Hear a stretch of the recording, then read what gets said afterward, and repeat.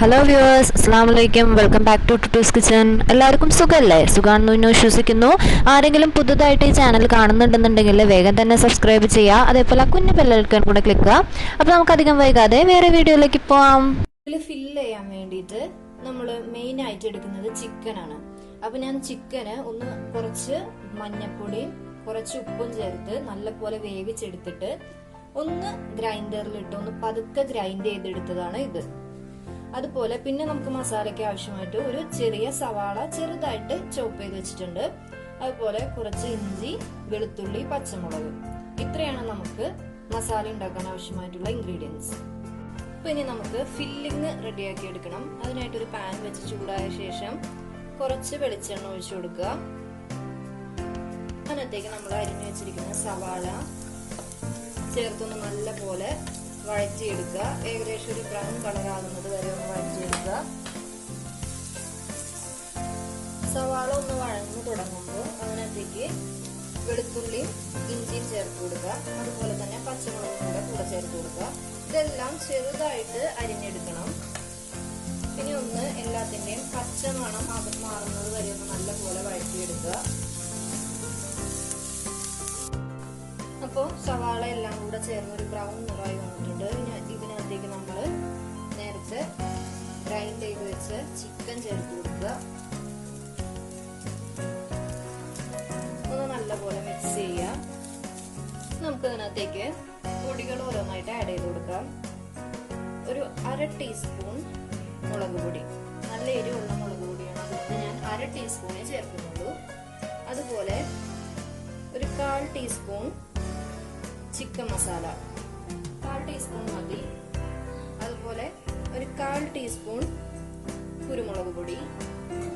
നമ്മൾ ചിക്കൻ വേവിച്ചപ്പോൾ ഉപ്പ് ചേർത്തിട്ടാണ് വേവിച്ചത്, അതുകൊണ്ട് ഉപ്പ് അധികം കൂടാത്ത രീതിയിൽ ആവശ്യത്തിന് മാത്രം ഉപ്പ് ചേർത്ത് കൊടുക്കുക. നമ്മൾ ഇതിനകത്തേക്ക് ഇത്രയും പൊടികളെ ചേർക്കുന്നുള്ളൂ. ഇനി ഒന്ന് നല്ല പോലെ മിക്സ് ചെയ്യുക. ഞാനിപ്പോൾ കാണിക്കുന്നത് ഇപ്പോ നമ്മുടെ ഫില്ലിംഗ് ഇവിടെ റെഡി ആയിട്ടുണ്ട്. ചിക്കൻ കൊണ്ടുള്ള ഫില്ലിംഗ് ആണ്. ഫില്ലിംഗ് ഇവിടെ റെഡി ആയിട്ടുണ്ട്. ഇനി നമുക്ക് ഗ്യാസ് ഓഫ് ചെയ്യാം. ഇനി ഇതൊന്ന് നല്ലപോലെ ചൂടാറണം, അതുവരെ ഒന്ന് വെയിറ്റ് ചെയ്യും. അപ്പൊ ഇനി നമുക്ക് ഈ മൈദേനെ ഒന്ന് കുഴച്ചെടുക്കാം. അപ്പൊ നമ്മൾ 1 കപ്പ് മൈദയാണ് ഇവിടെ എടുത്തിരിക്കുന്നത്. ആവശ്യത്തിന് ഒരു നുള്ള് ആവശ്യത്തിന് ഉപ്പ് ചേർത്ത് കൊടുക്കുക. അതുപോലെ 1 ടീസ്പൂൺ ഓയിലും കൂടെ ചേർത്ത് കൊടുക്കുക. എന്നിട്ട് നമ്മൾ ഇതിനൊന്ന് മിക്സ് ചെയ്യുക. ഈ മൈദയും ഉപ്പും ഓയിലും കൂടെ ഒന്ന് മിക്സ് ചെയ്തെടുക്കും. ഇനി നമുക്ക് കുറച്ച് വെള്ളം ചേർത്തിട്ട് ഇതിനൊന്ന് നല്ല പോലെ കുഴച്ചെടുക്കണം. കുറച്ച് ഓയിൽ കൂടെ ഒന്ന് മേലൊഴിച്ചു കൊടുക്കുക. ഒരു 1/4 ടീസ്പൂൺ ഓയിൽ മേലൊഴിച്ചെടുത്തിട്ട് ഒന്നും കൂടെ ഒന്ന് കുഴച്ചെടുക്കുക. എന്നിട്ട് കുറച്ചു നേരം ഒന്ന് റെസ്റ്റ് ചെയ്യാനായിട്ട് വെക്കും. ഇപ്പൊ നമ്മളൊരു 10 മിനിറ്റ് റെസ്റ്റ് ചെയ്യാൻ വെച്ചിരുന്നു. ചെറിയ ചെറിയ ഉരുളകളാക്കി എടുക്കണം ഇതിന്. അപ്പൊ നമ്മള് ഏകദേശം 1 കപ്പ് മൈദ ഉപയോഗിച്ചിട്ട്, അവസാനത്തെ ഒരു ഉരുള കുറച്ച് വലുതാണ്, പ്രശ്നമില്ല. 1 കപ്പ് മൈദ ഉപയോഗിച്ചിട്ട് നമ്മള് 5 ഉരുളകൾ ഉണ്ടാക്കി എടുത്തിട്ടുണ്ട്.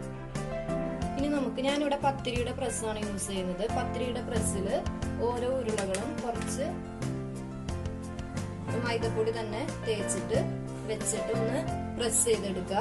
ഇനിയിപ്പോ പത്തിരി പ്രസ് അവൈലബിൾ അല്ല എന്നുണ്ടെങ്കിൽ ചപ്പാത്തി പരത്തുന്ന വെച്ചിട്ട് നമുക്ക് ഈ ദോശനെ പരത്തിയെടുക്കാം. അപ്പൊ ഏകദേശം കുഴപ്പമില്ല, ഇത്രയും വലിപ്പം മതി. ഇപ്പൊ ഫില്ലിങ് ഏകദേശം ചൂടാറിയിട്ടുണ്ട്. ഇനി നമുക്ക് ഇതുപോലത്തെ ഒരു അച്ചിലാണ് നമ്മള് ഉണ്ടാക്കിയെടുക്കാം.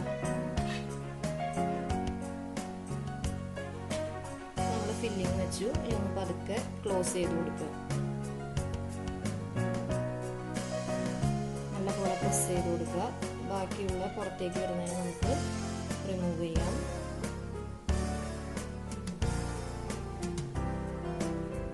അങ്ങനെ ഷേപ്പ് കിട്ടണമെന്നുണ്ടെങ്കിൽ കുറച്ചും കൂടെ വലുപ്പത്തിലൊന്ന് പരത്തിയെടുത്താൽ മതി.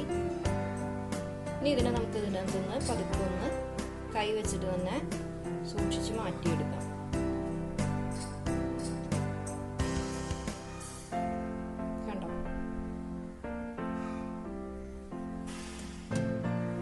ഇതേപോലെ നമുക്ക് എല്ലാം പരത്തിയെടുക്കാം.